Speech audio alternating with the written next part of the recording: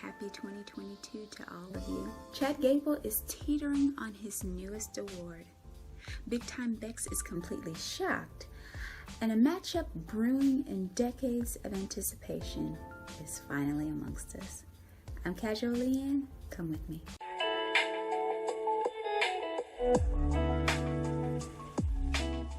So a few random thoughts about day one and Raw. You're getting a few of the opinions all at once. I cannot believe how ridiculous the Fatal 5-Way result actually was. The match was good, don't get me wrong. Who on earth are we gonna have on Smackdown if Brock Lesnar is also the champion on Raw? Drew is injured, and they've gone absolutely insane with the booking of anyone who's a babyface. But who on SmackDown could actually be top tier? Let's see, Shinsuke, Sheamus, Cesaro, Ricochet, potentially. Happy Corbin if they turn the cackling on his character down a little bit. Sami Zayn, possibly. Have any of them been anywhere near the top picture in the last 6 months? And no, a beatdown angle with Brock and Roman scraping up the remnants does not count. Sorry. None of them have been treated like the anchors they could be. And now what has it brought us? A ton of low mid-carders. SmackDown, other than Roman and Brock here and there, is poised to be an absolute disaster, wrapped in a 2 days, 2-0 bean burrito, soaked in landfill juice. I hope that it isn't, but it looks like it is. I'm always interested to see what becomes of these creative challenges, but most of all, I hope that Drew makes a complete and quick recovery. It certainly won't be the same without him. The plan that KO comes up with for the #1 contendership Fatal 4-Way is pretty dope. He and Rollins working together to get one of them, doesn't matter who, to win #1 contender, and then helping that contender become WWE champion, then giving them a title shot at WrestleMania. It's consistent with that kind of conniving nature of both he and Seth Rollins. So I love it. But the thing was, it was a bit confusing that it didn't go a little bit further. If they're willing to work together and help whoever got the pinfall to then win against Lesnar, what was to stop them from just knocking Big E or Bobby Lashley over and then doing their own take on the finger poke of doom?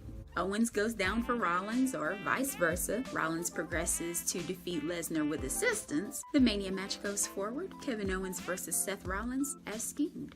But that would have been a worse, if not still more logical, ending. And what really happened? With Lashley's win of the #1 contendership, the wrong of day one has been righted. And I couldn't be happier about it. Brock Lesnar not even acknowledging Bobby, but going for Roman again, indicates to me that maybe, just maybe, Brock's going for all the belts. And while WWE is below Universal, the Brock Lesnar Bobby Lashley match has novelty and surprise on its side. Another Lesnar Reigns match we could see coming last year, but finally getting the Almighty versus the Beast. Who knew when or if they would finally seep into our awaiting eyeballs? Now we know. But to Raw talk. Scott Stanford and Matt Camp, Jackie Redmond was off for the night, begin by running down the main event picture. South Carolina was on fire for the potential, and the graphics were lit too. Paul Heyman was vintage in his Weasley pursuits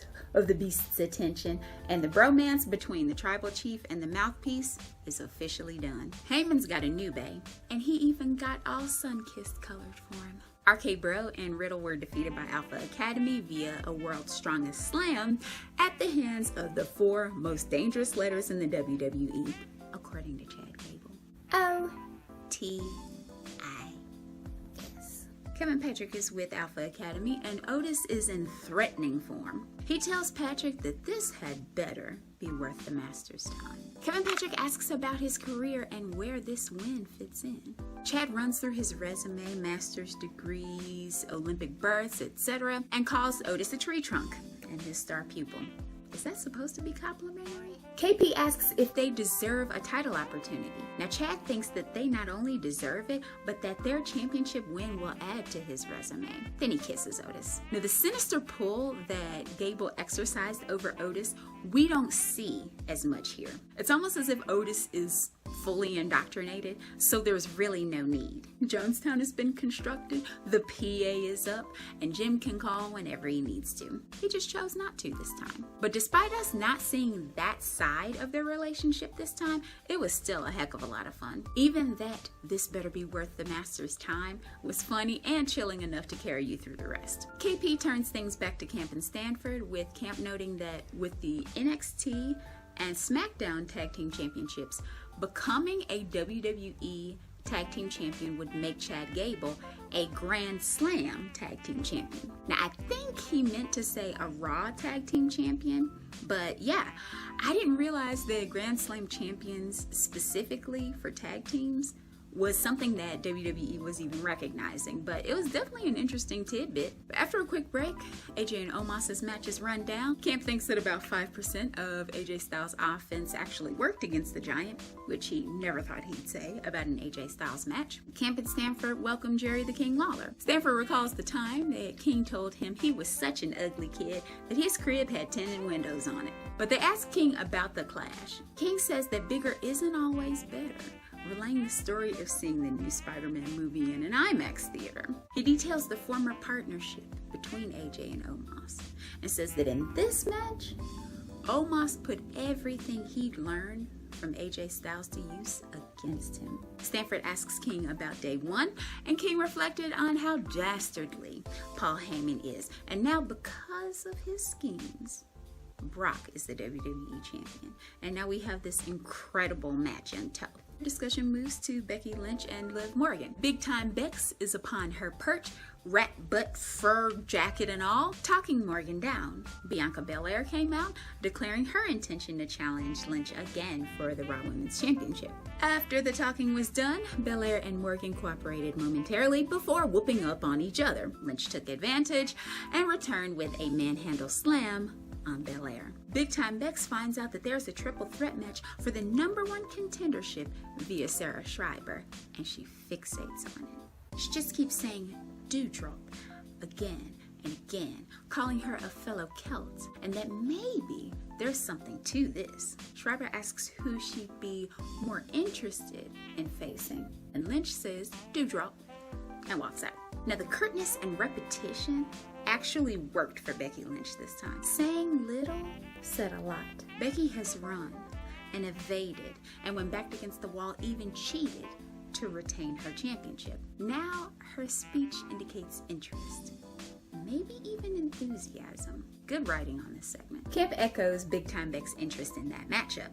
After the commercials, Stanford and Camp go over the Champions Advantageless U.S. Championship match between Damian Priest and Dolph Ziggler. Even when Robert Roode provoked Priest to try to get him disqualified, Priest did prevail and defeated Ziggler. The King extols the virtues of Damian Priest, comparing him to the Incredible Hulk standing behind him. He kept his anger in check. They also talk about how hot Priest is right now and how he almost never loses. Now I hope this is actually going somewhere, because going nowhere is usually a prelude to going down, and Priest is just too good for that. From there we get some insight into the Miz, Maurice, Edge, Beth Phoenix, Phoenix's 9-inch heels feud. Miz accepted the challenge on both his and Maurice's behalf without consulting her. Schreiber is with the Grit couple.